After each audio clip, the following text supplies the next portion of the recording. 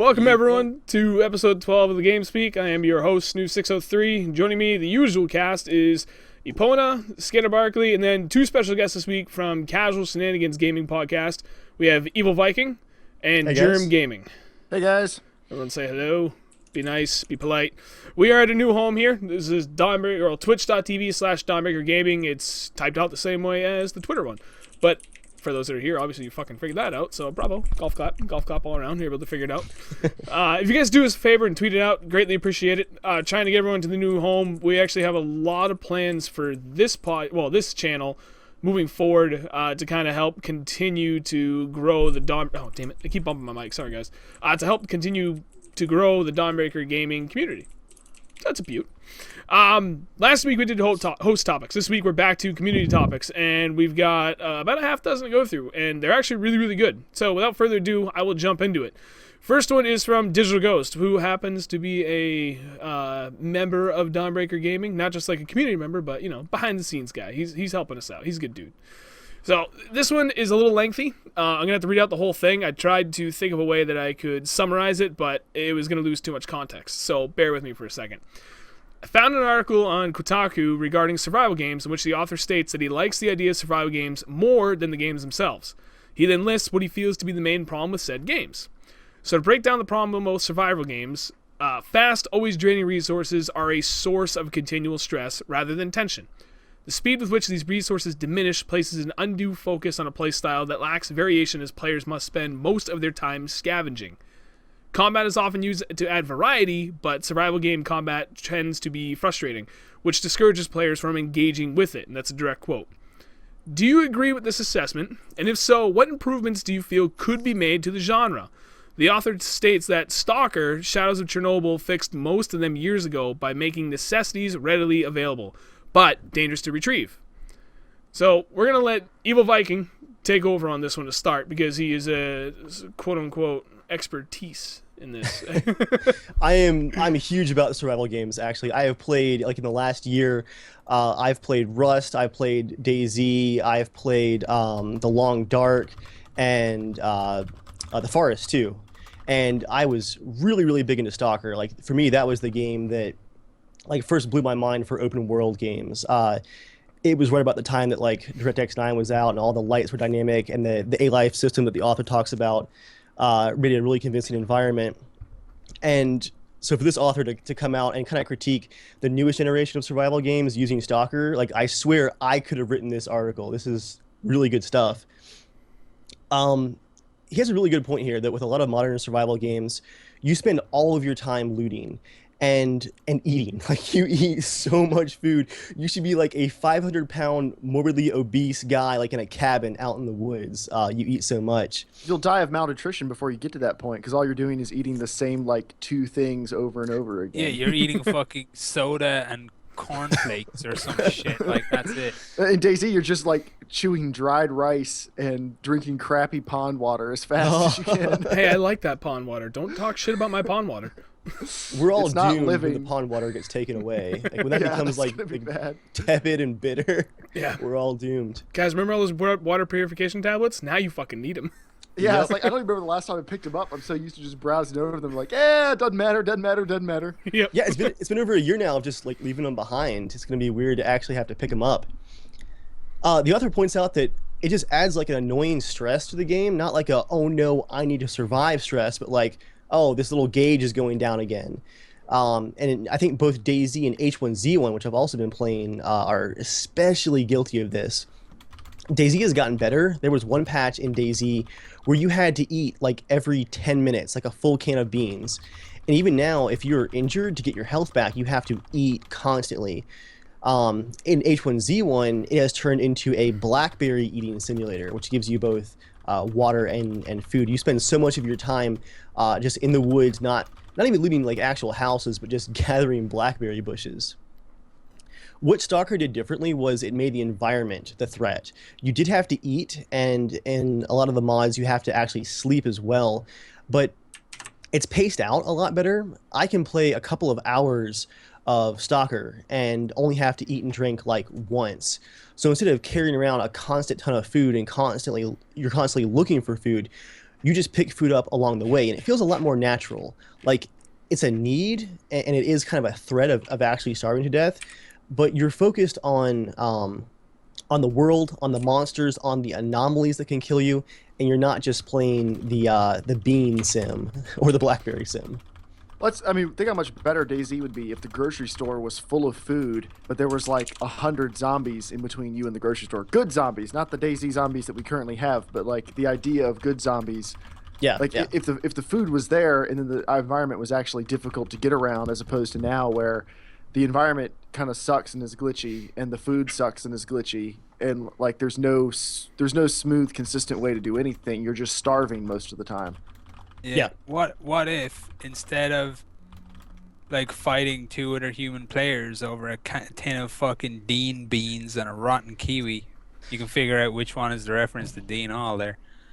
And you run into other players and look at each other and go, right, we've got a big fucking zombie issue. There's plenty of food. How do we solve this? Mm-hmm. Working together. And then afterwards, should people want to double cross or whatever, feel free. But it would lead to new experiences for sure. I think games like DayZ have to have really sparse food right now, because if you had plenty of food, you would hit the end game really quickly. I mean, that's the end game in DayZ, is basically getting food and then just killing other people for fun. Like the persistence doesn't work yet. The vehicles aren't persistent and they don't really work yet, and you can't really make camps and barricade stuff yet. So really getting food and getting enough ammo to steal food from other people is really all there is to do in the game. See, And it's too easy. It's definitely too easy still. Like, even with your food counter constantly going down, you have no problem finding food as long as you're not on the coast. It's hard for the depends. first 20 minutes. If you can live past like the first 20, 30 minutes, you're generally fine. right. Well, and that's the gamble that you got to take with DayZ. That's the one downside of persistence, and no one really have. There's no consistency as far as how people set up their restarts on their service, which is fine. It's good to have that variety, but. If you're a freshie in DayZ, you spawn in, you're on the coast. By the time you run to the nearest town, you could be fucked, because by the time you get there, you're already starting to starve to death. And it's, a 50-50 shot on whether or not you're going to get into a server that isn't already pilfered. So like I said, most of the time you end up spawning somewhere near Solnichny. So by the time you get, over to there, it's usually a crapshoot there anyway, because it's the first building all the freshies check anyway, so that's the first stuff that's going to get raided. So, you'd probably run to Berezino. That's your best bet for a big city where you can most likely to find food. By the time you get there, you're almost already starving to death. And due to persistence, everyone takes all this fucking food, and there's no restarts. By the time you get there and you realize, fuck, there's nothing here, you are on the cusp of dying. So you got to hope that you can... Right. So you got to... start server hopping and hope you get into one in time that you can find food and eat before you die. But that isn't a huge deal, because it's pretty easy to find a server that has food in it, like right off the bat. And then, like you said, you're right. Once you find the food, you're fucking golden, because it doesn't take long after that to get a backpack full of food. And you don't even need to get a backpack full of food. If you get in a good server that's not pilfered, you can easily get enough food to get to, maxed out, energized, and hydrated, and then you're healthy and you're fucking cruising for the next 2 hours. I give Jeremiah a hard time too, because he occasionally runs into that stripped town scenario where he can't find any food. But I have never starved in DayZ. I think that a lot of times the food really is too easy, especially now. Like if you get into a scenario where you check a couple of buildings, and there's just no food, I kind of just assume, okay, anything from here on and for the next few towns going inland is probably going to be the same. I grab a shovel or something and just plant something and eat a bunch of pumpkin until I'm stuffed.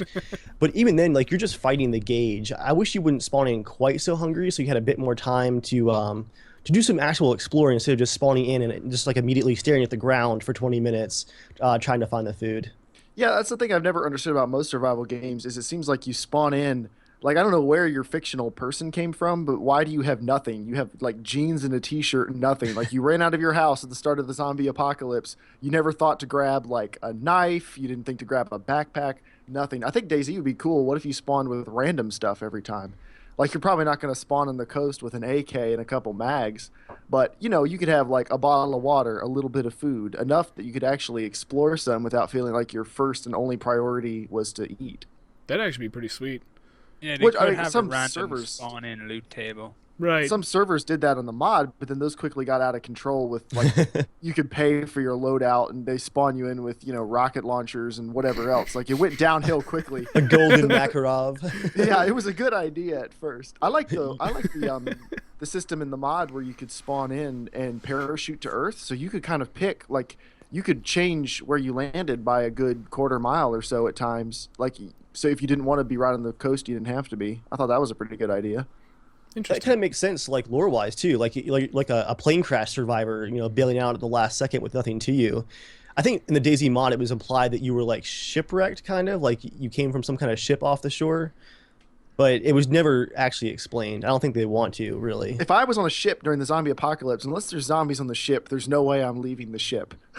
Well, I think That's a good fucking point. I think it was implied that it went downhill. Like supplies run low, you're on a ship with like 100 other people that's meant to carry 20 people. How long is that going to last? First person to get the axe has got free food for the next, I don't know, how long does human meat stay good? Saltwater keeps meat pretty well. Oh, good point. Well, there's other games like I think a good example of a survival game, although it's a lot faster paced than that actually is survival is based on the gameplay, is like the Left 4 Dead series. Like it's all about defeating the zombies. You have to manage your health and your ammo and everything, but they always give you enough that you're never going to have to really worry about that unless you're playing like an idiot. But they actually got their zombie AI and stuff good enough that you actually have to play the game instead of just trying to nurse your health and bullets the old times. But yeah, that is a lot smaller of a game, though. It's probably a lot harder to carry that experience over into something more open world. I think Rust did a pretty good job, though. I don't know how many of you guys have played it, but I haven't played the newer version. But the original version of Rust, I thought, did a really good job of making the environment tough. The zombies were tough, but because of the crafting, you could get stuff everywhere. Like you were never far away from food or equipment or basic weapons if you knew how to craft. I haven't played Rust. I've only seen some footage of it. The one thing I heard that was a real problem with it right up front, similar to kind of DayZ at this point right now, is that hackers were a real problem. Yep. Have they fixed that? Have they been able to address it? I quit playing it like 6 months ago for that reason. Like it was fun, but then all the servers were just ruined. I think they're putting most of their efforts into kind of relaunching the game. They're taking a lot of stuff back to square one. So I think the regular version has pretty much just been left out in the cold until they have the newer version ready to go. Pretty much, yeah. Interesting. But I'll revisit it when they post something new. I like the concept. I mean, it's kind of like DayZ Minecraft. It strikes a really nice balance. It's pretty similar to H1Z1 with more crafting. I mean, it's a very similar feel. It's kind of cartoony. It doesn't take itself too seriously. But there's plenty of stuff available, but you just have to put in a little work to get it. But you don't have the frustration of just running around like waiting for the loot gods to shine on you. Like if you want to get stuff, you can make it happen. You just have to play the game. Unlike DayZ, where some nights you really you're just in the wrong server and there just isn't any food. There just isn't anything to be had, and it's just going to suck until you quit and try a different server. I mean, that happens often enough. The author of the article pointed out too that Stalker definitely had an advantage as a single player game of being able to make a lot of loot available that you had to actually work for against the environment. So like a lot of other older games, there was actually a reward for exploring, but you had to fight a mutant or an anomaly or like a it'd be like a trick jump you had to do to get up into an attic somewhere to find supplies. But if you actually explored a bit more, you could find stuff a bit easier. There was just definitely like a risk and a payoff there. But you really like exploring, Dave. In any game you play, you like to explore all the levels and stuff. So don't you think it's more likely most people aren't going to be willing to explore nearly as much as you are? I mean, I feel like you find way more than I ever do playing the game. I think there were a couple of tiers in Stalker, though. Like, you wouldn't have to explore everything to find everything. You could, but there was stuff that wasn't quite as hidden. It's just, it wasn't quite as in the open as in a lot of the survival games.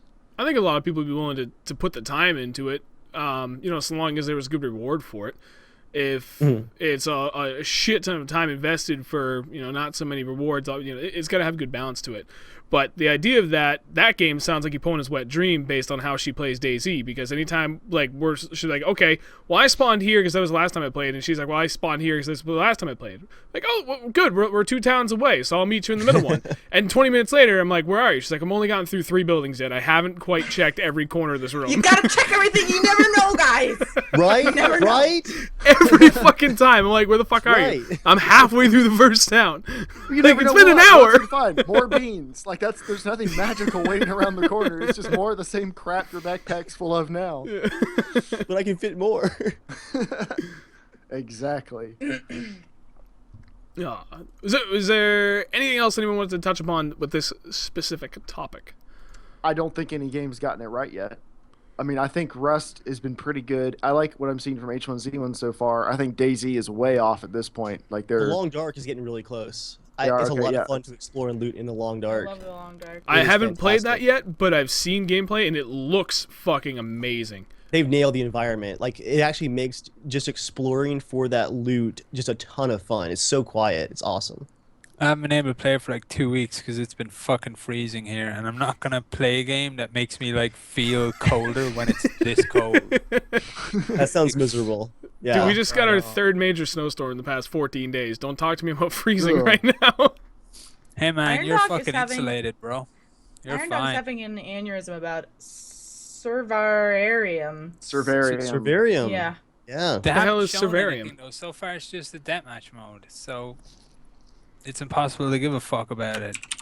Give me something. Actually, Skinner, I'm going to disagree because their engine looks fantastic and their artists, a lot of them are from GSC Game World, so at least their art does, like, it's like Stalker 2.0. It looks fantastic.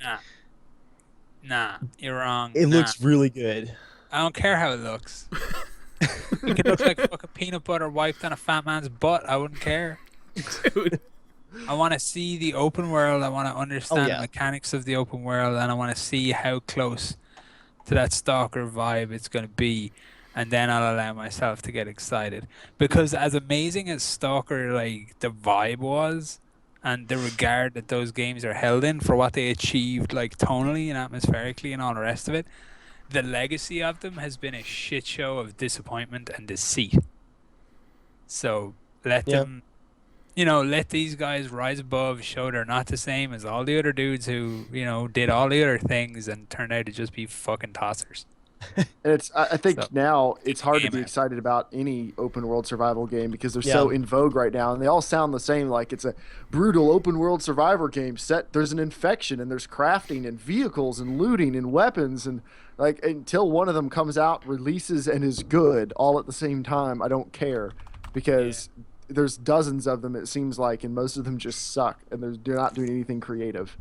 I'm kind of think the starting to feel like the survival game thing. It's a single player suitable scenario being wedged for profit into the multiplayer mold, and I'm not convinced that that's how you get the truest experience. If you want me to feel alone, like truly, genuinely, the world is a desolate, terrifying place, and I am nothing in it but a fucking whisper on the wind, then make me be alone.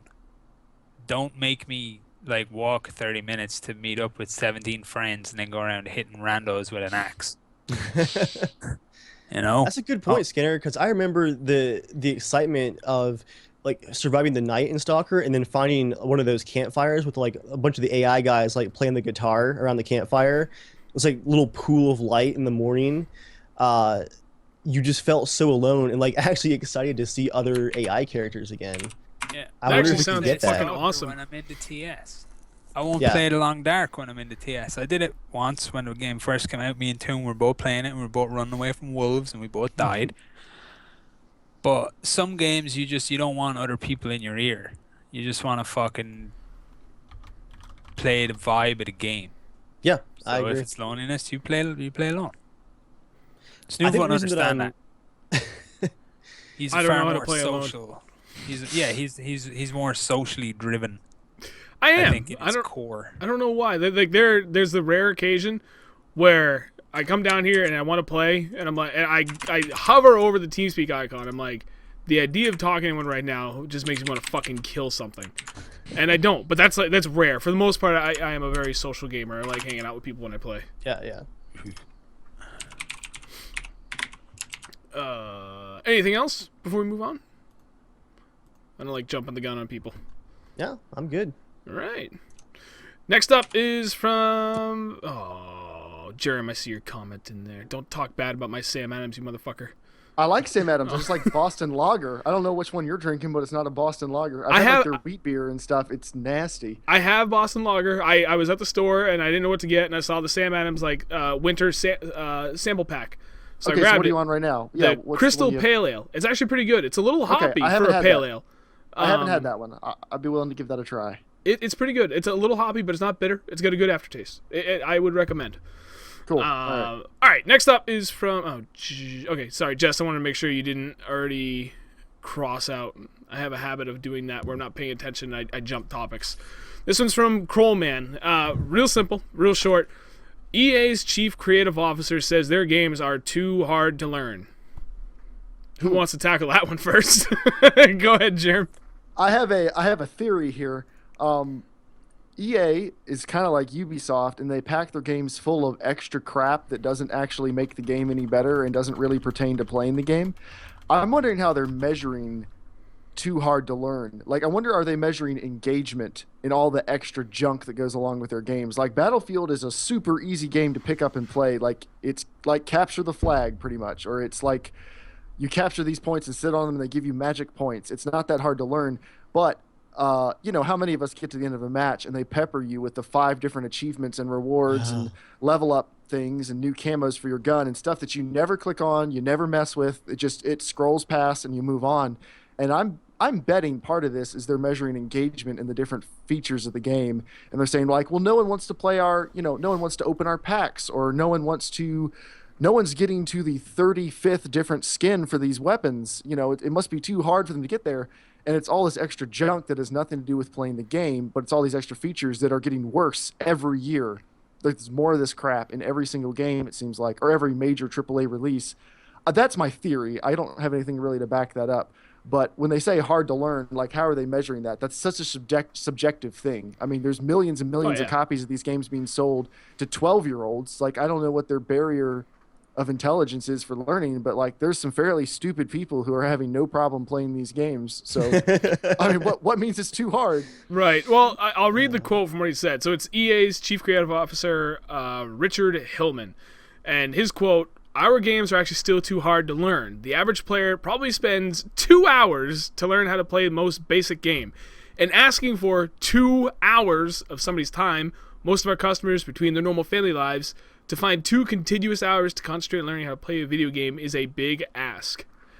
Coming from a guy with a full-time job, like a full-blown career, family, my wife works nights, like, 2 fucking hours is not a lot to ask. Like, it's funny because the other night I did say regarding Hardline, like, it would have been nice if there was some continuity or some consistency between how the guns handle if it's going to stay within the same series. Like, I would have loved it if all the guns still handled the same from Battlefield 4 into Hardline. But I get they want to change it because they want some variety between their titles. So, fine, whatever. There's a little bit of learning curve, but too hard? Get the fuck out of here. They're making the game too easy. Look at all the goddamn lock-ons, like just the fire and forget shit they add to the game. All these incredibly high damage, like, output gadgets that you can use. They could not make their games any easier. And the fact that this guy says it's too hard seems like he's got a huge disconnect between what the fucking players actually want and what he thinks they need to have. The disconnect is actually far more worrying than that, because this is a guy whose business is games, and he seems desperate to separate the concept of enjoyment and learning, and that's just really fucking worrying.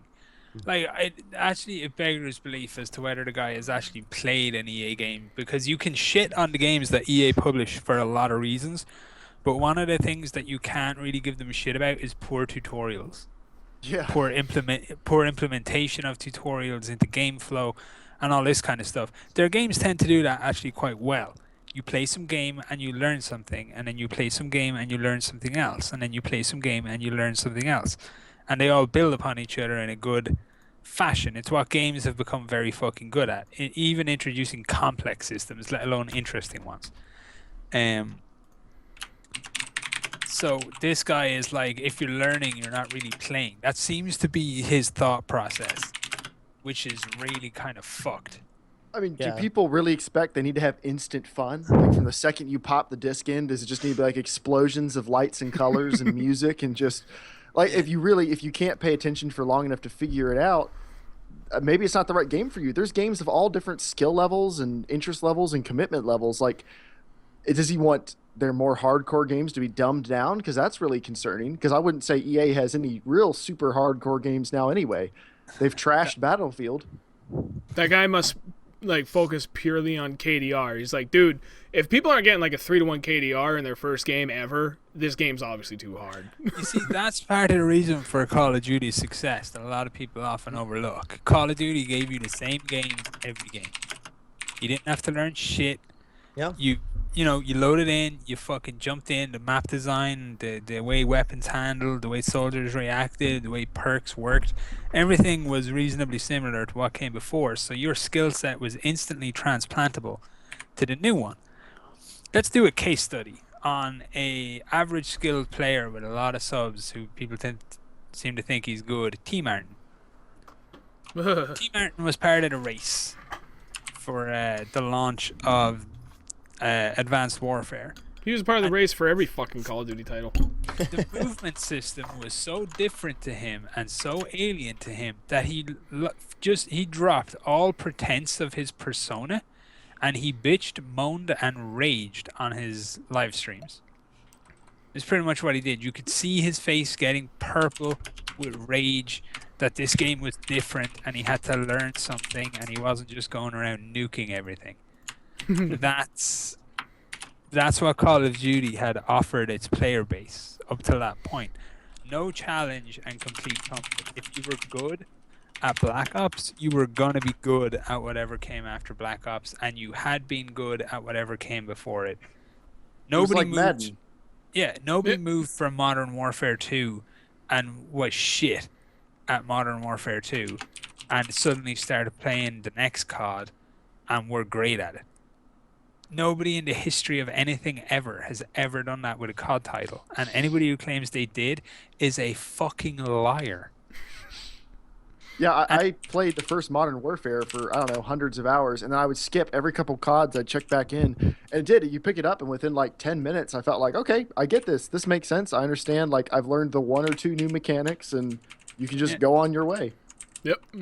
It's like, Same thing with Guitar that's the way Hero this and all the guy other is looking at Activision it. stuff. This dude's looking at it like, we got to be able to, like, people. It's the same major issue I had with Battlefield 4, and now I see the seed of this cancer which has dug into the game's series.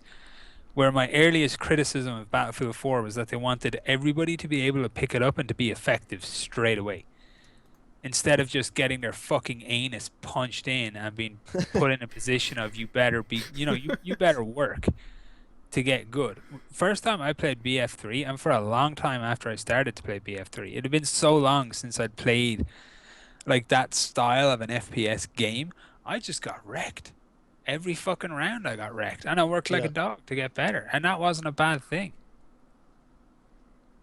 I think something else that he's not talking about too is that a well-made game should not require 2 hours of just learning. It should ease you into it and introduce new things, even in a multiplayer environment, like as you try them out.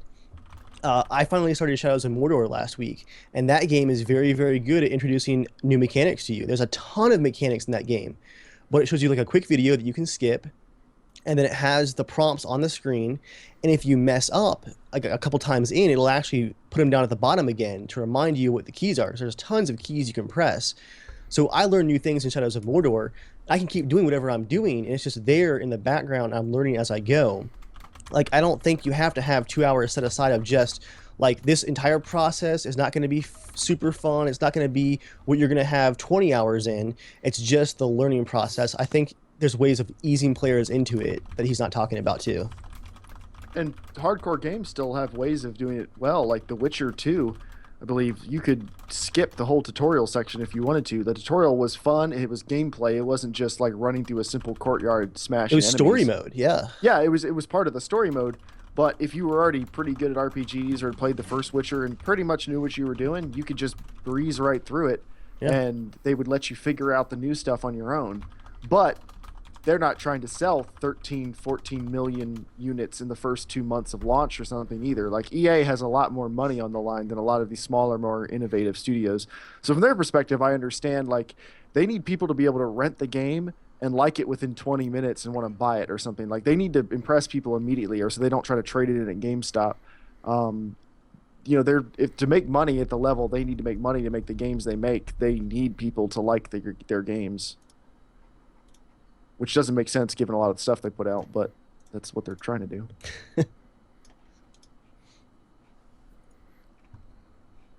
So we're all agreed that Hillman's a bit of a dope.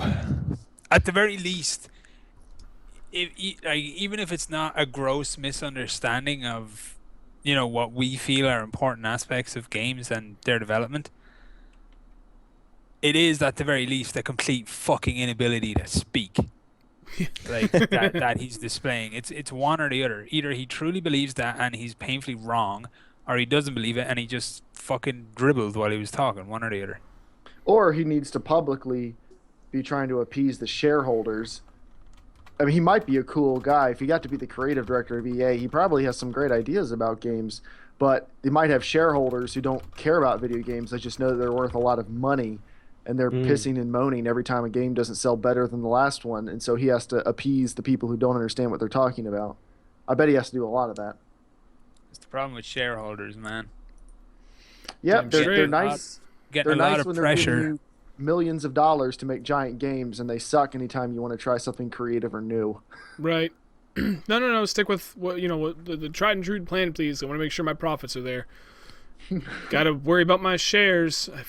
I hate everything to do with the aspect of publicly held companies, publicly traded companies. It certainly had its usefulness at one point, but now it's a totally different topic for another time, which will probably never come up. But it's not on its own. It's not bad. It's not a bad or evil thing. It's just most of the times when you hear about it, it's never good. Like, This It is seems to be- more of a TED talk than a game speak. Oh yeah, I just think overall it's more detrimental than it is a help to game companies. certainly when it comes to any creative industry, I'd say it's definitely a detriment. Yeah. I mean, look at the movie industry. Oh yeah, dude. What was it? The top 10 movies that came out last year? I just read this. Is it the top 10 or top 20 something movies that came out last year? Out of all those, only one was in an original script, and it was Interstellar, the new Yeah. Christopher Nolan movie. Yeah. Yeah. Yeah, that's bad, but that's just the way the movie industry is now. And the I don't game even know industry if that- isn't really any different. Everyone's just sticking No. with the tried and true, like, let's play it safe and make sure there's cash at the end of the year. No one wants to even really know- step outside of the box. I don't think Interstellar even really counts because it's the new Christopher Nolan movie. It doesn't matter what the movie's about. Millions of people are going to go see it because it's Christopher Nolan. So in that sense, it almost is like a sequel. You're seeing it based on everything else he's done. Like, how many people really understood what that was going to be about before they went to see it? Like, I mean, they went to see it because it's Christopher Nolan and the trailer looks cool and has lots of loud stuff in it. Like, I don't think people were going to see it because it was an original script. They were going to see it because its pedigree was good. True. And it's the same thing with games. I mean, how many times do people get excited about, oh, this has got the creative director for so-and-so, or Peter Molyneux. I don't know how people are still excited about anything that guy makes, but Peter Molyneux is making a new Fable exclusively on the Surface tablet and Windows Phone or whatever the latest thing is. Like, people are still excited about his crap for some reason. Same thing with Naughty Dog. People see a Naughty Dog release and they get their fucking pants all sorts of wet. Which, But they've earned it. Yeah, so far they've earned it, but I mean, every single time that's ever happened, it'll change at some point, which sucks, but it always does. Yep. All right, I think. Does anyone else have any parting thoughts on this before we jump into the next one? The guy's a tool. That's a good parting thought. We're actually going to skip the next topic because no one wrote anything in there, so I have nothing to add to it. I was the only one that wrote anything. Next up is from Check Please. Thank you. Question. Are RTSs dead? And that would be real-time strategy. StarCraft dominated the scene, and a new good Command & Conquer has not come out in a long time. Why do you think the genre is so hard to break into? I would actually like to jump off on this. But give me 1 second so I can update the topic. This is the downside to being the guy behind the scenes because I can't. No one cares. Hey, I can't do everything all at the same time. I can't jump off on a topic and update it. That's okay. All right. No, I don't think RTSs are dead. It's just StarCraft specifically it's dying, and that's due to their own fault. One of the biggest complaints. Korea? Is it? Is it dying in Korea? No, because fucking all the pros are from Korea. That's the problem. Okay, it's dying. It's dying over here. Oh yeah, I mean, Okay. it used to be the #1 game on Twitch for a long time, and then it slowly got taken over by other RTSs, specifically League of Legends. And the big reason because of that, and it's kind of funny given the topic we literally just discussed, fucking StarCraft is hard. It is not a game for casual players. Me and Fake Through used to play the ever-living shit out of StarCraft, and then we jumped it back into StarCraft 2, and that was the big game I played right before we even got the channel started. And about the same time, we were playing StarCraft 2, we did a lot of 2v2 stuff, and then we actually did a lot of 4v4 games too, and with our 4v4 team, I think we hit Silver League, and then 2v2, the best we did, I think we were top 10 in gold. Which still isn't crazy, but I mean, that was the game we were playing. I was putting more time in StarCraft than I did any other game. And we were still only gold. We were only like halfway up the ranks. And that's the problem with StarCraft. It is a game that only rewards people that have a metric fuck ton of time to put into it. And they achieve excellence. That is the only way you can even get to a mediocre ranking inside of that game. There is no intermediate skills level for that game that it just doesn't allow for it, and it's a damn shame because it's a really fun game. It's really good, but man, if you want to get anywhere with it, it's a time suck. You have to dedicate everything to it, and I think that's where StarCraft has failed because they were only catering to a small group of players that could dedicate that kind of time to it to get their time's worth out of it, their enjoyment's worth out of it. But I think that's why League is taking over, because League fucking is way easier than StarCraft. Like if you were even halfway decent at StarCraft, you can beast in League. I'm convinced. Nah, Check, please. it's Something you completely different skill set. But it's all about the pace of the game. I think specifically, like if you could keep up with the pace of StarCraft, if you can at least translate your skills over to understand like the basics of League. In StarCraft, you have complete and utter and total control over every aspect of your game, and all you need to do is predict what one other person's gonna do. Like League is like people play StarCraft because they're good at that. Like they're 1v1ers. That's what attracts them to StarCraft. They rise up the ranks through it because that's what they're good at. Before you go too far, different. My statement was in regards to playing with a team of friends. Like if you're playing with randoms, that changes everything. So I'm sorry, I should have clarified because I'm pretty sure I know what you're gonna say, and I was speaking if you're playing with everyone you're talking to, a full team of friends. But I'm sorry, continue. No, that's fine. I just like clarity, man. Clarity is very important. It is important. Don't ever even give me reason to think you might be wrong. Everybody knows this. This is true. I'm sorry, Scanner.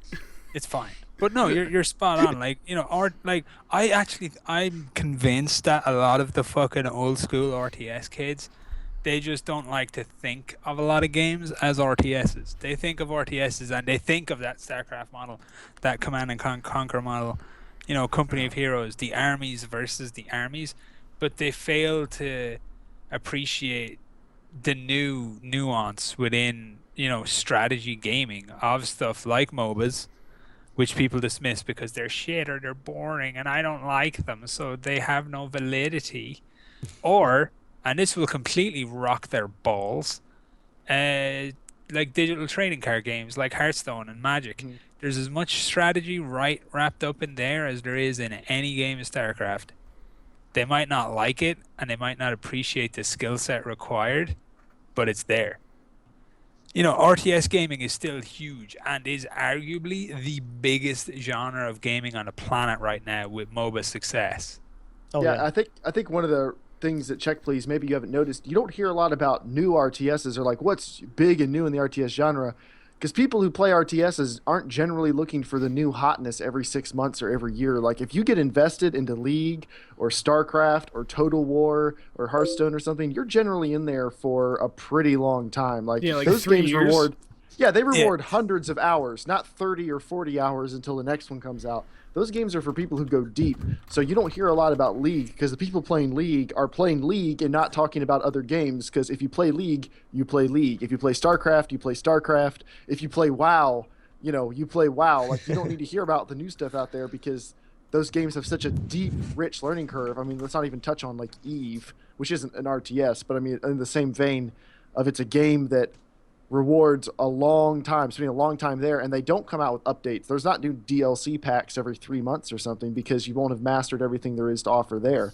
But yeah, I mean, there's more people playing League than probably Call of Duty right now, I would guess. League has been the #1 channel on Twitch almost nonstop for like the past year. Yeah, I mean, and they're not talking. The people who play it aren't talking about it. They're playing it. Right. Like, there's new characters out all the time, but that doesn't need its own. There's no news hype story or train something. behind it. It's just it's just They, there. Yeah. they don't need a hype train. It You got is. 35 million people playing it at a time. Like, who cares about the hype train? Like a real-time strategy game, when you get comfortable with it and you start to figure it out and you start to get effective and you start to PvP with a mission, little in gaming is actually more addictive than that. It's like playing chess against people. You're not seeing who's quicker, you're not seeing who's whatever, or who has better aim. You're actually seeing who's smarter. Like, it's a really kind of interesting addiction that you can get into. I got into it bad with like Command and Conquer stuff. That was my jam back in the day. Oh yeah. Yeah. Am I smarter than you? Let's see. Let's play Command and Conquer. Let's see. It was awesome. And it's the same now with like Hearthstone, with fucking any of the MOBAs, with StarCraft still, with any of the RTS games. It is actually a really good year for RTS games, which is something I wanted to touch off as well. That come out. Like, it's a specific skill set of mostly being based around your intelligence. Yes, you have your macro and your actions per minute and all that stuff is obviously important. But if your plan is flawed, it doesn't matter how fast you can do anything. If you're doing the wrong thing, you're fucked. You're just failing faster. Yeah, exactly. It's speeding up your own demise. So Yeah.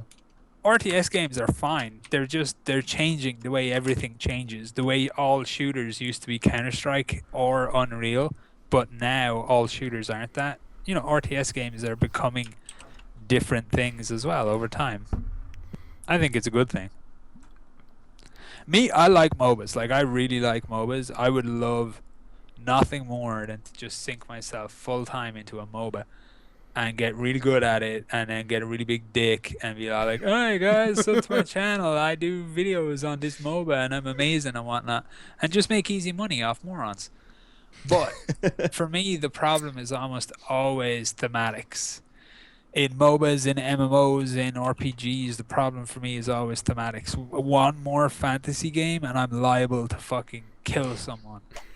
I am done. I'm sick of orcs. I'm sick of magic. I'm sick of wizards. I'm sick of fucking elves. Man, Well, you either gotta do that or you gotta do sci-fi and aliens. You can't just have people. I mean, that's boring. Yeah, like a real life elf could appear in front of me right now. I would punch it in the fucking arm. Never mind the mystery and the magic of, holy shit, you obviously fucked with Tolkien. And he was like, I'm gonna go write a book about these motherfuckers. But Skinner, if you're tired of those games, I heard there's this new awesome game, Evolve, coming out tomorrow. I'd punch his face. I will devolve before I play Evolve. Oh, There we go. deep. Wonderful But, play on like, words. Change it up, man. Change the theme. Give me a MOBA that's fucking robots and lasers and all this kind of cool shit. It'd be amazing. I would play the ass out of that. XCOM is just too good though. Like, if you cry every too time good. you use a soldier. Yeah, but XCOM, they've been doing it for so long. They're kind of got the legacy to build off of. They're not trying to do any crazy new weird stuff. They're just trying to make good versions of their old classic formula. Actually, right now for RTS games, I know it's been out a while, but Company of Heroes 2 is really crawled under my skin. I've become a dedicated American commander in Company of Heroes 2, and it's all about like Bazooka Joes and Shermans for me.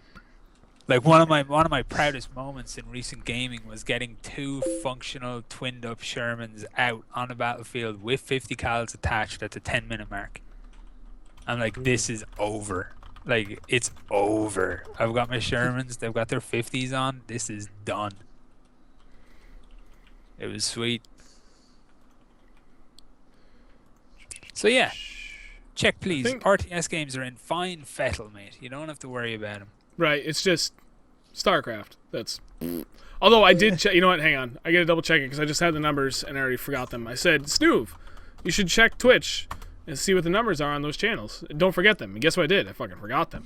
So League of Legends still sitting up top by a large margin. 103,000 active viewers. Minecraft is number 2 with 29,000. But interestingly enough, it just shifted. Fuck. Call of Duty Advanced Warfare is number 19 with 4,749 viewers. Mount Your Friends is just behind it at 4,714. It was ahead of it. When I checked it 5 minutes ago, Mount Your Friends was ahead by like 200 viewers. I'm fucking pissed. A lot of that stuff depends on who's actually streaming it. 'Cause Yeah, if the I'm right actually person is curious. streaming it, it will be like 90% of the overall viewers for that game. yeah, exactly. Like whatever lyric is streaming is going to be hanging around to 4 or Right. 5 Yeah. just off lyrics streaming it. Northern Lion, 4,200 of the total 4,700 viewers from Mount Your Friends. That would explain it. But StarCraft 2 is up there at number 12 at 8,700 viewers. So I mean, so you got League of Legends at 1, Dota 2 at number 3. Hearthstone, would that count as an RTS? Yep. Okay, so that's Me, it number does. 4. World of Warcraft is in at number 9. I don't People get stream that? Yeah. You know what Jess told me the other day that I did not realize that people actually fucking live stream Dungeons and Dragons. Like Yeah. Watching you play the Thousands of card game? people watch that, and it's so awkward. It's like unattractive nerds being so awkward. Like, you got the dungeon master, and granted, some people are really talented at that, like being a storyteller. They were not, and there was like 5,000 people watching this channel, and they were like, my elf takes their sword out and fights the dragon. And I was like, got my bow of +1 accuracy. yeah. I was like, oh my god, this is physically hurting me to watch. It's like watching I'm not- people who I'm not stream even Cards this- Against Humanity and other stuff. It's like What? some. Okay, that game's great. Yeah, it's a Yeah, great it's great. game, but The why game the is fuck great would you for ever live watch someone streaming. stream that? True. Yeah, Yeah. it's like, 'Cause it's watch how like dirty watching we a- are by reading off these cards these other people wrote. Like, Yeah. It's a bit Yeah, but weird. it's like watching a comedy show. It's like everything else. It's all in the delivery. I'm not Yep, even that's true. joking. I Yeah. actually really want to do a live stream of if anybody knows what Cyberpunk is. It's like D&D, but for awesome people. Okay. but for people who like what I like. Yeah, exactly. But like, I've wanted to actually like stream some games of that for quite a while now. It's all just a time thing. Like, I'd have to GM and come up with the entire thing before I can do it. But it is like, it's fun and it's interesting, and it's like there's a place for everything. Me, Squantoon, and fucking Pikey tend to play this game called Talisman, which is this old like Games Workshop game. It's a digital version of this old board game, basically. And when you're playing it, it looks like a board game, but the game is fun as balls. And I've told the lads that if we streamed it regularly and made a big deal out of it, that I guarantee you we could pull in 5,000 viewers. Like, that's where we would hit if we dedicated to this weird ass board game that very few people have heard of. The few people who have heard of it and know exactly what it is would be enchanted watching us play. They would just be like, oh, I love this game. I play with my friends all the time. It's weird. Like, niche audiences can be a strange beast. Yeah, it just baffled me. I mean, I'm sure I've never played D&D. It's not really my kind of thing. I'm sure it's fun for people who like that kind of stuff. But watching people awkward. No, It the was- best one is I'll see if I can find it actually next time it's up, and I will I'll send you the channel. But I can never remember what channel it is. I always see it on the Twitch homepage. But there's this one stream, and there's these 3 like pretty fucking hot nerd chicks on it, and there's always one really uncomfortable dude with him who's obviously incredibly uncomfortable in the presence of hot chicks. And it's just it's amazing to watch it, because you know like the kind of nerd ladies are very chilled. It's like their natural environment, I guess. There's, you know, nerdy people and they're having nerdy conversations, and like the nerd guy is just like, girls. There's girls here. It's fucking awesome. Where do I put my hands? Yeah, they're above the table. They're above the table. And Matt, I'm sweaty not and hating. glistening. Matt, I'm not hating on D&D. I'm just saying the You'll make people. The You'll make stereotype's it- there for a Stay in reason. your The beds. stereotype Streaming exists on for a Twitch. reason. Like we all like enough nerdy stuff. We can't judge the game, Right. but you can judge the stereotypical people who play it, just like the stereotypical Minecraft streamers or anything else. Like the stereotypes are there for a reason. We can't help it that most of the people who like them suck. Yeah, Yeah, it's you- not even this, that's the thing. It's not even the stereotype. It's more the archetype than anything else. It's like these are what. Like, I'm not gonna dog on anybody for playing role-playing games. I just said I fucking used to do it all the time. I love it, and I genuinely miss playing them. But at the same time, I was playing D&D. I was also playing fucking sports. You know, Scanner's breaking those stereotypes. they're not mutually exclusive activities. You fucks. Right. No, Dude. you either have to be unpopular and love video games, or you have to be super popular, get the girls and play sports. Okay, this is the '80s. Scanner, get with it. Sports ball. I still get guys. Ferris Bueller's fucking D12. I still get guys that look at me fucking all sorts of weird, like when I'm at my fishing tournaments or something, or when I used to ride BMX, you know, go to the skate park. People are like, "Oh, what do you do in your free time?" I'm like, play video games and make money on YouTube. And they're like, "What? How do you wait? How are you a fisherman or BMXer and a video game nerd?" Like it truly baffled people. Like, you can have totally different interests at the same time. Like, hey, fucking do whatever you want, man. But no, people. It still baffles people. There's a lot of people that still stick to those stereotypes in their heads, and the moment you try and break that, it's mind blowing for them. Like, whoa, you can't tell me you go outside and play video games at the same time, man. That's just no fucking way. Those are two mutually exclusive things. No, they're not. But regarding the whole World of Warcraft players, not World of Warcraft, D&D players, different strokes for different folks. One of the things that I learned in high school, one of my friends. D&D player, in which case it's only your own strokes for you. Folks. One of my good friends in high school, he put something in perspective. When we were in machine shop, there's a couple of kids that their thing was RC cars, but like, you know, the gas powered ones. So those things were fucking fast. They were cool, and they took their passion for these things to a ridiculous level. And there's a couple of kids just fucking ragging on them one day, like, just completely making fun of them. And you know, my friend Rick steps in. He's like, dude, like, it's what they do is literally no different than what you do with cars. You both share the same exact level of passion. It's just for two very different fucking things. But at the ground level, you guys are doing the same thing. I was like, that's actually an extremely good point. All that said, I still think it's kind of weird to sit there and watch people play card games while they live stream. That, to me, is just strange. But if you enjoy it, I'm not going to knock you for it. Just me personally, I find it very, very awkward. Jess, what the fuck are you doing? And you muted yourself. Wonderful. Pissed on my things again. Your cat hates you. All right. I just Was threw there it on her face. any parting thoughts on the RTS category? I think we pretty much beat that one to death. I actually had one last thing about that. Jeremiah, Okay. you mentioned DLC. There is one worrying trend I'm seeing. I'm a big fan of the Total War series. And, you know, 2013, 2014 was a real rough couple years for game launches. And Rome 2 Total War was definitely a big part of that. That game launched in September 2013.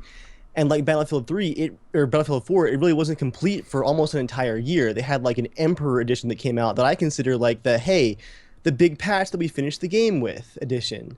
And that game has definitely suffered from DLC creep. There's a dumb amount of DLC you can get for Rome 2, and a lot of it is stuff that either was not finished in time for the launch of the game, or that was pulled out as like exclusive pre-order bonuses and stuff like that. So, I don't think the RTS industry is by in any means like in any kind of danger. There's still creativity out there, but with Command and Conquer dead and buried, and with these larger series like Total War starting to be tempted by some of these more mainstream ideas of like monetization and stuff like that, there is a little bit of concern that I have about like the future of Total War even. Like I think Attila the Hun's coming out soon, right, Jeremiah? The next one? I don't know. Yep. Yes. Total It's War like- Attila is the next one. But Yeah. after that, two worlds collide, Dave. My nerd Coming out world next week. and your nerd world Oh, collide. I know it's coming. I know it's coming. What? Total Warhammer. It's No. gonna be What? That's gonna Yeah. be a thing. Yep. That might be pretty awesome. I'm not a Warhammer fan, but a lot of people are excited. I know for sure. The only thing to me that seemed like could be a more awesome mashup would be like Total Age of Empires. Oh, my body's ready. Total Age of Silver. Empires 2, but you could select more than 30 people at a time. And actual battlefield tactics instead of everyone just bunching up into one group and being morons. Yeah. Think how amazing that game would be. The resource gathering, the base building, and then when you make an army, like you don't create like one pikeman. You're like, give me a pikeman regiment, please. Vroom. That would be awesome. I'd play that. All right. I believe we've pretty much nailed that topic. Yeah. Check Please actually had 2 points, but now we covered the first one. His second question was, why are people so butthurt about the stat wipe on Battlefield Hardline? What world do they live in where progress crosses over to a full game from a beta? Kappa, not Kappa. I still don't You did understand. not read that correctly because, first of all, it Was I supposed to all yell it? caps. Yeah. Why Yeah, are that's people okay. so butthurt? I'm not going to yell it. I'm not going to do it. Yeah, that makes 0 sense. No, I think you... go ahead. I'm going to update the topic. Well, I mean, I guess they're upset like they put all this work into the beta and their 30 hours of grinding on a beta, which is their fault. It doesn't carry over into the main game. But like, what's the difference between that and like none of your progress from Battlefield 4 carried over? You're gonna have to regrind all the same No, you guns see, and they crap all bitched again. about that too, and they forgot.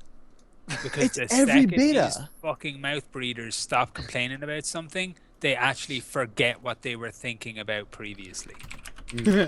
That's why you just let them rant themselves out and stop talking, and then it's over.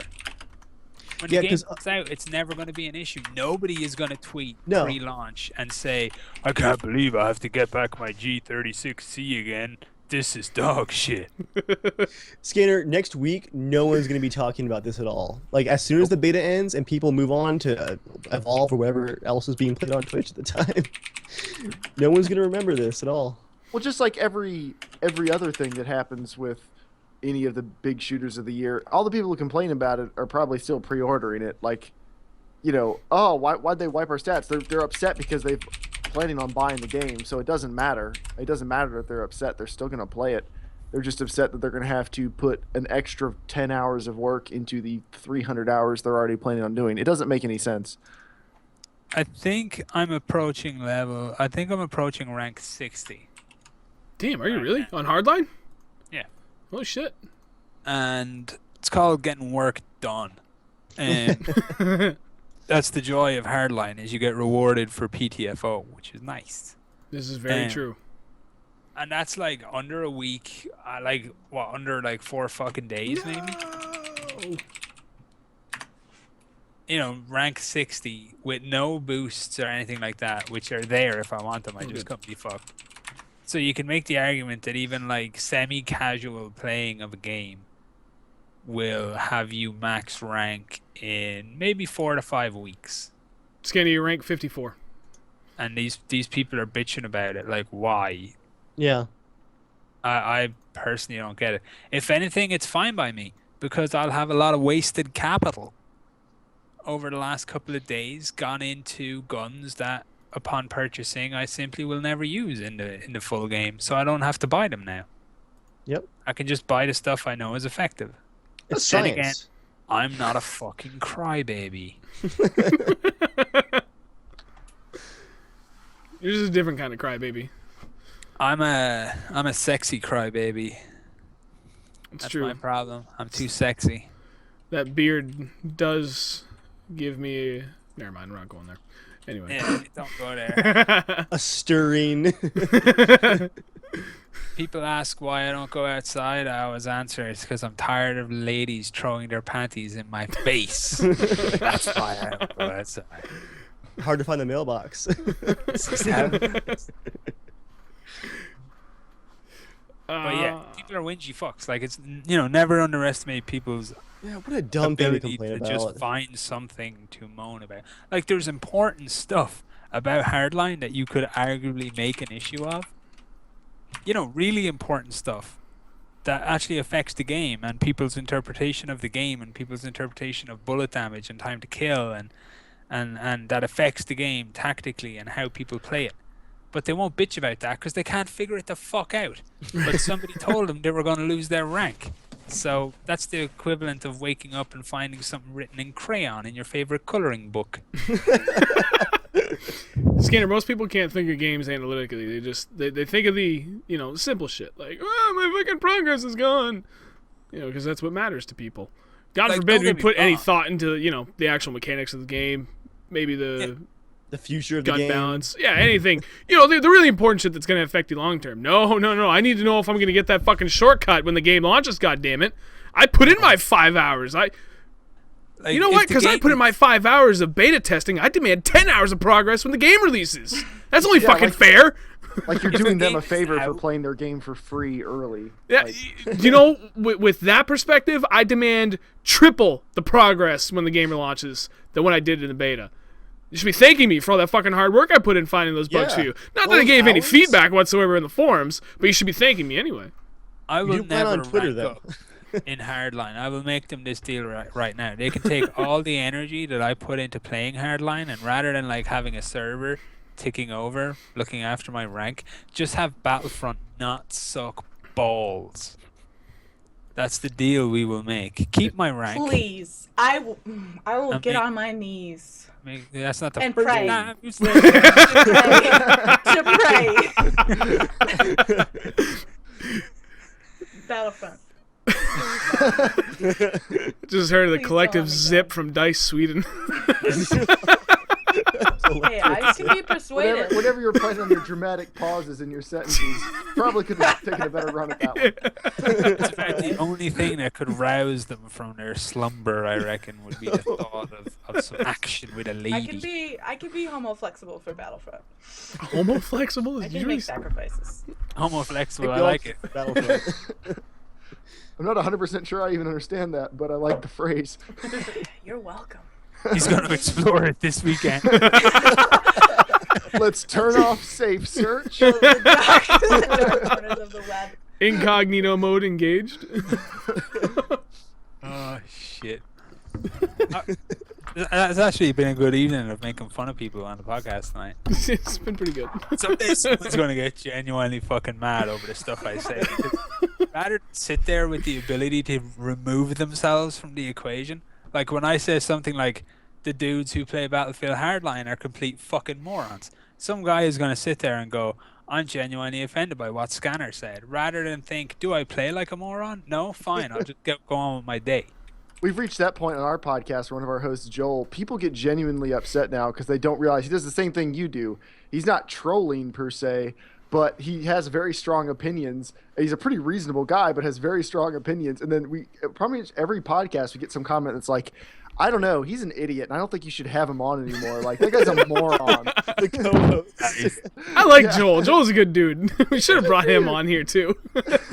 Actually, he texted me. He's like so lonely. Like no podcast invitation for Joel. He's not here. Good. We'll have to bring him in next time. Well, We'll definitely have you had guys to on again. So skip the last week's podcast to go to Disney World. Maybe he'd have an invite. Disneyland. Maybe Joel should be dependable for our podcast first, and then he gets invitations to other podcasts. Become a lock on one podcast, and then it opens up a whole new fucking world for you. You're done Disney taking it up style. the wallet from Mickey. You can show up on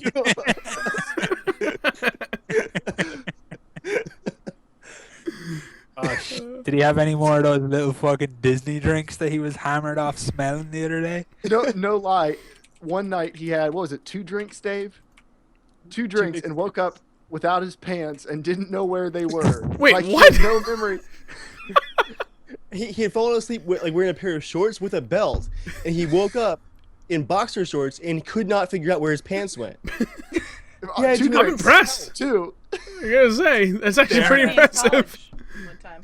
They're hung I was wearing that. like a trophy over the mantelpiece of some very happy goofy mascot wearing motherfucker. I don't think his wife knows where they are either. It makes it even better. Like, Hey boy, you ever have sex with a man in a dog suit? No.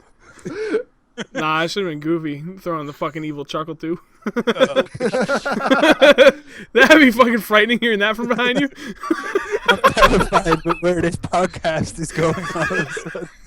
Oh man. All sorts of inappropriate. Jess is here I'm just. busy in chat with Katie. I can see the Inquirer headlines now. Okay, what's the next comment Alright, before I we got- continue to argue that possibly Joel was penetrated against his will by the dog? All right, last topic from Not Juan.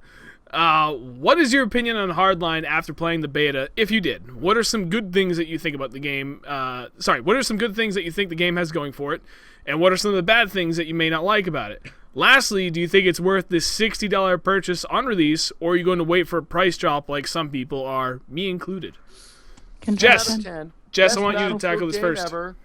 So innovative. Really like the unlocks, and I really like all the incredible, innovative game modes they come out with. Is that good? Was that a prepared Ronku statement, or? I am not sponsored by Ron. They wrote it for him actually. He's just reading it off a card. I'll dive in here first because my first impressions of Hardline were terrible. Skinner, I just saw your video today. The like, am I losing my mind one?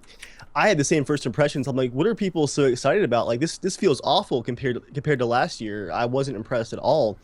And part of it was I just could not get a handle on the recoil, so everything just felt really off. The driving felt terrible, and I wasn't super impressed. But over this weekend, I took some time to do some no UI recording, which just required me playing a whole bunch of the game with the UI turned off. And I kind of found my flow Saturday and Sunday and kind of got a handle on how the game functioned. And I don't hate it. I mean, I definitely had some fun moments, but looking at the hours I spent recording to the fun that I got, like there were some really cool moments in there, but still there's so many like little issues that are still popping up that for me it's definitely not a $60 purchase. If the single player is any good, I'm going to wait for reviews, and I might pay $35 or so for it if I can find a good price on it if the single player is good. But the multiplayer, I see it as being like maybe 30, 35 hours of until it gets old. You know, enjoy the theme, enjoy the maps for a bit. It has its strong points, but I'm not overwhelmed, even though I did finally get into it some this weekend. What little issues were specific that you didn't care for? I wish I could really pin it down because a lot of it is just like feelings, which I don't like to just be like, oh, it just didn't feel right. But yeah, a lot of the stuff just feels a little bit off. Doing the recordings that I was recording 60 FPS, looking back at the footage, there's lots of just like little delays for actions and stuff. Pulling the trigger on certain guns, where my client shows me firing, but then like a few frames later, I'm actually dead. A little bit of that packet loss and stuff like we saw in Battlefield 4. And then a lot of the stuff that I wish Hardline really nailed, like I wish the driving was really good. In a game like this where a mode is all about driving in circles, the driving should be really, really good, or at least like fun and bombastic. Instead, as soon as you hit a pebble, like you're just stopped. It's like doing that Battlefield vehicle vibration when you hit stuff still. That's still an issue since Battlefield 3. Are you saying you don't like the sound of the clunk, clunk, clunk, clunk, clunk as you're bottoming out on every single little bump that you drive over? Yeah, and and new cars, those struts are shot. Yeah. Clunk, clunk, clunk, clunk, clunk, clunk, clunk. What do we hit? Fucking nothing. We're driving on a flat road, man. Carry those RPGs in the trunk, yo. Yes. Yeah. I'm a huge fan of like the whole cops and robbers theme. I think that's fantastic. I think it is absolutely a Battlefield game. I mean, if Bad Company 2 can be a Battlefield game, this can certainly be a Battlefield game with its limited scope. But I feel like they're still not taking full advantage of the theme. It's still too fast, too over the top, too many explosions. There's more playing the objective, which is nice, but still I'd like to see more focus on teamwork and less snipers in the mountains and stuff like that. And a lot of it is still the community has just gone off the rails. I don't know what's gone wrong, but it seems like you can't depend on any random team anymore to do anything. And when you do have a game where both teams are playing competitively, it's like an amazing moment where you get like a brief glimpse of what the game could be. But yeah, overall, like, I don't hate the game. It just doesn't really click for me like it could. I think I just see so much potential that could have been. Yeah. For myself, we actually talked about this last night on the Battlefield podcast. Fun-wise, I actually really enjoyed my time in the beta. I had a lot of fun. A lot of that had to do with playing with the right people, but that's just the way Battlefield's always been for me. If you're not playing with at least a squad of people that are all actively working together, you're going to have a bad time. The early days of Battlefield 3, actually, technically, for the most part of Battlefield 3, it wasn't that bad. Most people still played the objective. So even if you got in with a squad mostly of randoms, it wasn't terrible. But, Battlefield 4, it quickly went the other way of nobody really PTFO'd. So having that squad of people you could count on really mattered. Hardline is no different. If you don't have that squad of people to really count on to PTFO and everything, it really is a difficult game to play if you want to PTFO. If you just want to fuck around, there's no shortage of people to do that with. There was a number of things I really liked. While the driving isn't perfect, at least I feel it's a lot more improved over Battlefield 4. The guys at Visceral actually worked with the guys over at the Need for Speed crew. I forget who it is that makes Need for Speed, but they worked in tandem with the two teams so they could get a better handle on the driving and just make the driving experience a lot better, because that was going to be a big aspect of Hardline. Not perfect. I agree with you, Dave. There's a lot of times where you hit shit and you just stop for no reason. It's a little clunky, but at least you're not sliding over the place like you're driving on fucking oil like you do in Battlefield 4. So there's improvement there. I do love how they put a lot of focus on points for PTFOing. That's huge. I think that's going to I think it's going to play a really big part in getting the community, at least not everyone, but getting more of the community redirected back to actually playing the objective. I've been, if I'm not MVP, I'm in like the top 3 very fucking often when I was playing the Hardline beta. And it's because I was almost always playing the objective. And you get rewarded for that. And that's the way it should be. And I was getting shit KDR too. I mean, there was a couple games where I actually did really well. Like an 11-2 or a 15-5, things like that. Like, scores I haven't had since Battlefield 3. But then there were still games where I went like 4-8, and I was still in the top 3 if I wasn't MVP. And that's great. Some of the things I don't like, and this is what I said in my impressions video, if you don't like Battlefield 4, the way it plays right now, you're going to fucking hate Hardline. It's as simple as that, because it's still on all the same architecture. The things that make Battlefield 4 what Battlefield 4 is as far as hit detection is exactly what makes Battlefield Hardline. It plays the same way. There are inconsistencies inside the hit detection. It's not shit like it used to be when Battlefield 4 first launched, but I still don't think it's quite as good as Battlefield 3. There have been improvements. I don't know if there's any more room for improvement with it. I think if there were, we would have seen that with the CTE in Battlefield 4. I think this is as good as it's going to get. So, as far as the bad goes, like, that's the big one. That, to me, that is the backbone, the very foundation of a first-person shooter or any shooter game. It's the hit detection. And if it's not fucking perfect, then it can never be a great game. So Hardline is a decent to okay game. However you feel about Battlefield 4 in its current state is exactly how you're going to feel about Hardline. As far as if it's worth the $60, that's tough. That is purely subjective, and I would not like to answer that for anyone. I'm not going to give a blanket statement on that. For myself personally, I enjoyed it enough that I'd be willing to pay a good amount, but still not $60. I personally have zero interest in wanting to play the campaign. Okay, maybe not zero interest. I don't get a game like Battlefield to play the campaign. I know with Visceral it's different because they've put a lot of focus in the campaign of games in their previous projects. Sorry, I bumped my mic again. But so we'll see. Maybe this campaign is going to be different. It remains to be seen. I pre-ordered it, and I fucking hate pre-ordering it, but I wanted to get the game because I knew I was going to do something with it for Dawnbreaker. I wanted to be able to review it, and I'm going to play everything, just like I did for Call of Duty, except I'm going to be a lot faster about reviewing the fucking thing this time. And I'm going to play the campaign, I'll play the multiplayer, and I'll do a full-blown review for the website and everything. G2A.com had it on sale for $37 like last month. I've seen it twice at that price. At $37, I do not regret paying that much for this game at this point. So there's all my questions answered. I feel like I have more positives to look forward to in Hardline than I do negatives. Although the one negative that stands out is pretty fucking significant. We'll see how it all works out in launch. A lot remains to be seen. Battlefield 4 still haunts me. PTSD, the whole 9 yards. We'll see how it goes. Yeah, Hardline could always suck compared to the beta like Battlefield 4 did. I mean, we don't know. It may be nothing like the beta when it comes out, unfortunately. Fortunately or unfortunately, I guess we'll have no way of knowing that until it actually drops. But I think you can say both. It'd be unfortunate because, oh, fuck, they fucked up twice in a row. But it'd be fortunate in the sense of be like, okay, don't ever touch anything Battlefield titled ever again because they fucked up twice. I'm sorry, go ahead.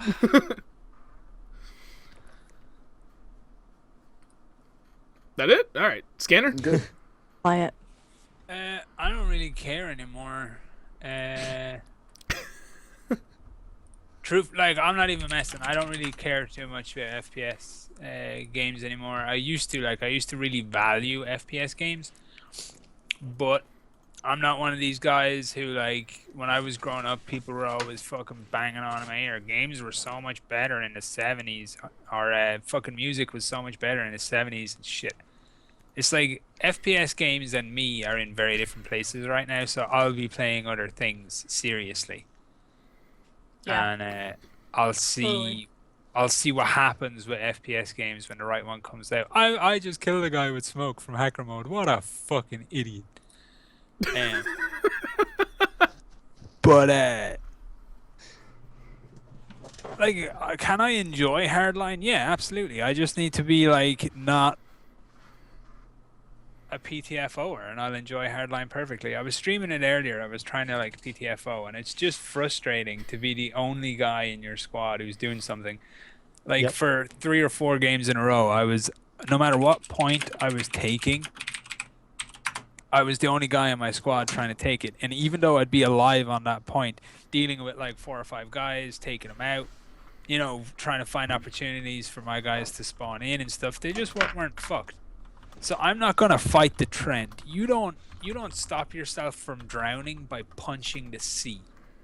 It's not the way it works. You float. So I'm gonna float. I'm gonna float in the giant tidal wave of human excrement that is the attitude towards the way people want to play Hardline, and I'm gonna get myself a shit surfboard and RPG people from it. It's gonna be fucking great. But is it a good game? Not particularly. Like, not for me anyway. It doesn't have any of the tenets of what I would consider to be a good, not even a great, but a good FPS game. It's just another FPS game, really. And If it didn't have the Battlefield name on it, most people wouldn't care. They would that's play all the it's gonna beta be. and move on. I'm actually good at it. I think if it didn't have the Battlefield name on it, they could do so much more interesting stuff. But they need to kind of preserve a degree of this Battlefield legacy.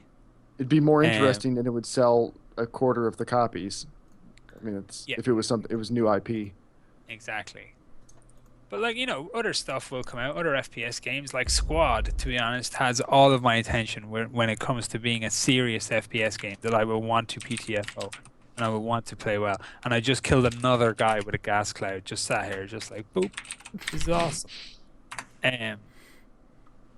But like, that will be the game that I play seriously, will be Squad. For anybody who doesn't know what Squad is, it is pretty much Project Reality 2, but different. It's been built in Unreal 4 and all the rest of it. It's the same guys behind it. So that's going to be dope as fuck, and I'm really looking forward to it. I'm on the hype train for that one already. Like, just the little bit I've seen. Yes, please. Yeah, it just looks like it's going to be fun as hell. It's like, I don't need to wake up every day and play an FPS game, PvP, just to like prove to myself somehow that I'm able to play games, which is kind of the attitude. Oh, I missed it. I should have nuked those guys. But like, other people do. Like, other people seem to get their sense of appreciation for games from FPS games. And I'm not going to judge them overly for that, but I am going to say that there's a lot of fun stuff out there to play. And like, FPS games, they're just one small part of the gaming layer cake. But I bought it for $38 because me and Frank of Hitpan are doing a series of machinimas in Hardline. So like he'll be kind of taking care of most of the camera work, and I'm doing most of the writing because I really enjoy writing. And it's going to be interesting. You won't have seen anything like this before. Everything that you see now from people, with the exception of a few noticeable kind of, standouts, is all very much inspired by like Hollywood and Hollywood cinema and the way Hollywood cinematography is done and all the rest of it. But we're drawing our inspirations from alternate sources, which is going to make things very interesting, especially for a cops and robbers theme thing. So I wanted it as a tool, so I bought it already. And if like I could hate the game and I would still want it to exist just for what people like fucking Hoodoo will do in that game from a cinematic point of view. Like, if you haven't seen his Breach thing, go and check it out. That's with no cinematic tools, with no fucking, anything that he normally has in place to produce these fantastic cinematics that he does, with no private server, like trying to get this thing done in servers that just anyone can join, and on a very short time frame, he made that fucking Breach thing. So I cannot wait to see what he does with everything in place. It's gonna be amazing. Dude, I only got to watch 2 minutes of it. I was picking up my son. He was asleep, and he heard it, and he woke up. I was like, I really don't want him to watch this. So I didn't even get to finish it. But from what I did get to see, I was like, Jesus Christ, these kids are fucking amazing. Yeah. I want to know how they do the audio aspect. I don't want to ask them in private because I don't want them, like, if it's a little, like, trade secret thing, I don't want them to give it away. But I'm curious to know how they do it, because the audio is just top fucking notch, man. It's completely rebuilt. You see, that's the point of, like, Hoodoo's audio. As much as I know of it, is that it's completely rebuilt. That does not surprise me in the least. Like, almost everything you hear is not from the game. Yeah. It's from other, audio sources. And that's what makes it stand out so much. Its stuff is just fantastic. Yeah. Oh, shit. Time to make these guys choke. I think that covers it for the night. We've got everything covered. We went in pretty depth with absolutely every topic we were able to hit tonight. Yeah. So we'll call it a night there. I want to thank everyone in the community that did leave a comment. We appreciate it, guys. Without you, we really don't have a podcast. I mean, we could bring our own topics, but I love the community-driven aspect of this podcast. You guys make it unique every single week, and we appreciate that. Go ahead. I believe Epona has already got the post up for next week. She's a boss like that. Go ahead and drop more comments for topics for next week. We'll stick with the community topics. It's every 3 to 4 weeks. I like to try and switch it up and go to host topics. But I think the next time, instead of doing host topics, we'll change it up completely. I have a couple of ideas I've been kicking around, so we can continue to break up the monotony. Not that there isn't any monotony, but I don't want it just to be the same damn thing every single week in and week out. So try and do something a little different every once in a while. Thank you, EvilViking and JERMgaming from Casual Shenanigans, for joining us this week. Yeah, we man. appreciate it, guys. Thank you for having us. Not a problem. It was great. For those that, if you guys are looking for another gaming podcast, I already dropped the link. I'll do it right now as I'm speaking. But if you're looking for another gaming podcast, you can follow them. They host it at JERMgaming. It's twitch.tv/JERMgaming, but they have their Casual Shenanigans game podcast they do every single week. Unless, of course, there's things that come up, because that happens. That's life. That's what happens when you have full-time jobs. They get in the way. Things like that. Adult things. Responsibilities, man. They're fucking overrated.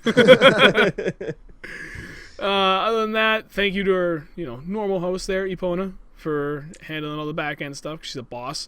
And Scanner for the giveaway. Showing half his face. Oh, the giveaway. Go ahead. Thank you to Skinner's half face. Me for doing this despite being nearly dead. I'm so ill. True. I do appreciate it. Pona, do you want to cover the giveaway before we? Well, we hit our 3rd milestone this month, and so we had enough moolah to do a giveaway for you guys. So we're running it on Twitter right now on the site. There's details. Sheikbat just posted them because she's awesome. And I know we tweeted about it, and we said it was going to be a PC game, and we asked you guys what you want. Shut up, cat! But then Phil and Sniper Chris were like, why you no console? So I was like, good question, bros. So we just opened it up. Whoever wins the giveaway, we're gonna randomly pick them. Probably like Friday or Saturday. You did have it And closing on Friday. it ends Friday, but I didn't. I said we were picking My the bad. person at the end of the week. My bad. Good point. But thank you. And so whoever wins, you get to pick whatever you want, whatever platform, whatever game you want to win. Yep. So go enter that shit, bros. You And just it's- got to retweet and post in the forums, and that's Right. it. And it's not strictly for US. It's for Euro Yep. as well. Everybody. Big thank you to Skinner Barkley as well for being able to handle that. One of the things that was going to be difficult was trying to be able to handle how to give away a game to followers in Europe because conversion rates and It's like an extra $30 to ship that shit. Just Yeah. a game. but Ship a game. if we just PayPal money to Scanner, he can then purchase it for us and send it to people because he's already in Europe. So it just makes life a lot fucking easier. For a tiny finder's fee, I would have to go to the house and rub my dick off it before I send it to you. So, shit, sorry. Still fighting off that pneumonia. Competition now, you're all losers. Sorry. Yeah, and because of that, it makes it a lot easier to open it up, not just to be able to be for PC. But giving away a game on PC is ridiculously easy. When you throw in console, it makes things not impossible, but a lot more difficult. But thankfully, we're able to find a solution that now we're able to give away a game for anything. And we're hoping that for March, I have an idea for something a little bit more higher end for a giveaway. And hopefully the money's there for it because I think you guys are going to really appreciate it. Lame. No. Trust me. It's going to be worth it. Other than that, regarding the Patreon, the thing's kicking ass. I want to say thank you to everyone that's pledged thus far. As Epona said, we've hit 3 milestones. We're at 20 patrons for $503 a month. That is fucking insane. And The we have next- a speak. Nice. Yeah, the next goal is $600 a month. We're actually not that far away. It's insane to me. I knew this was going to be successful. I had a lot of faith in it, and you guys have just made it completely worthwhile. So we have the TeamSpeak up. Sheikbot has already posted there. Anyone can use that. It is free to use for anybody. We got a bunch of rooms in there. If there's a room that you specifically want that's not there, hit us up. Email us. You can find us in the contact info page on Dawnbreaker Gaming. And just let us know, if there's a high demand for something, we can easily add it. There's room for 50 people inside this TeamSpeak. It is there to be used for the Dawnbreaker Gaming community and your friends. Please use it at any time. And you know what? If I'm in there and you guys see me, feel free to come in and say hi. I'm a friendly dude. I'm willing to talk with anybody and just shoot the shit in general. And then the other thing Don't do we that hit. to me. Leave me the fuck alone. The other thing we hit was our game server rental goal, and we put up a vote to the Patreon supporters, and the majority vote was for Battlefield Hardline. So we went ahead. We have already pre-ordered a Hardline server. So the moment Hardline drops, we'll have a server up for Dawnbreaker Gaming. Anybody can use it. It is for a 52-player slot, so you won't be able to play 64-player, which is fine because I think it's garbage in Frostbite 3. But 52 players allows us to be able to play the max of 48 players on pretty much every game mode. Only Conquest and TDM exceed that and hit 64 players. We've got 2 slots for the hackers, and we got 2 slots for spectators. Which is good because we have some other things that we're hoping to get going pretty much right after Hardline launches. We have a lot of things going on. Project PTFO. Project PTFO. And we're keeping the content going on the site as well. We got something going up tomorrow. I'm actually going to be up for probably the next hour, making sure that's ready to go. Content is still rolling. Patreon's kicking ass. We got all these things going. The Dawnbreaker community is growing. Fucking everything's kicking ass. So Nice. I just want to say thank you to everyone for the continued support. You guys are... Fuck you, Crafty. Everybody wants to talk to me. I'm YouTube famous, damn it. I used to be YouTube famous. Now I'm a YouTube has-been. I'm like that guy that won the state championship high school football, and he's still hanging around town 20 years later Uncle talking Rico. about how fucking awesome he used to be. You're Uncle analogy. Rico for Napoleon Dynamite. Yeah, I've never seen that movie. Oh man. I refuse to It's not watch it. good. It's very bad, but you should probably watch it. at I some point refuse just to see watch it. that. You're like 15 years too late for that movie. No, the problem was that and Bruno came out, and I was working a warehouse job at... 15 years apart from each other. Well, I was working at... No, was it Bruno? No, it was... what was that movie that came out before Bruno? From Sacha Baron Cohen. Oh, Borat! Okay. Borat and Napoleon Dynamite weren't too far apart. They're like 2 years apart, maybe. And I was working a warehouse job at Atomic Skis and Snowboards, the U.S. Distribution Center. It was fucking greatest job I ever had for like a part-time college job. And so I worked with a bunch of kids that was my same age. And that weekend, both movies came out. I was so fucking stoked to go see these movies. And I come in on Monday and I didn't get to go see it. That's okay. I heard every single fucking line from the entirety of both movies within the first 4 hours of working. I've never seen it, but I can tell you every single line in them. That's why I haven't seen them yet. People ruined it for me.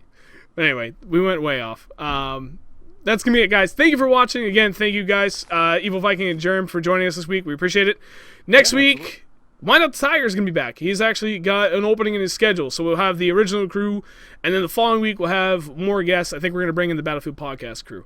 That's going to wrap it up. Thank you guys for watching. We appreciate it. We'll see you next week on Dawnbreaker for Game Speak, but I will probably be streaming something later on this week. Have a good night, guys. See you guys. Bye.